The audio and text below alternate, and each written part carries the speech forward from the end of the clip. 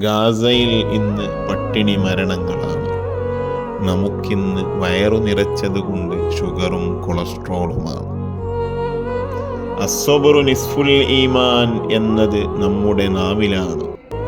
ഗാസയിലെ മക്കൾ ക്ഷമിച്ചുകൊണ്ട് ഈമാനിലൂടെ അള്ളാഹുവിലേക്കുള്ള വഴി സന്തോഷത്തോടെ സ്വീകരിച്ചിരിക്കുന്നു.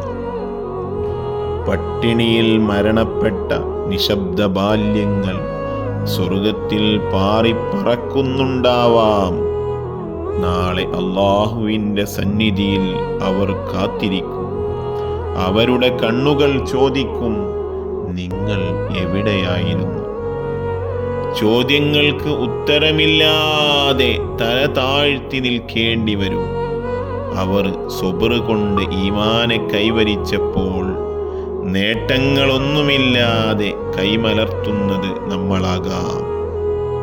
ഈമാനുള്ള മുഅ്മിനീങ്ങളിൽ അല്ലാഹു നമ്മെ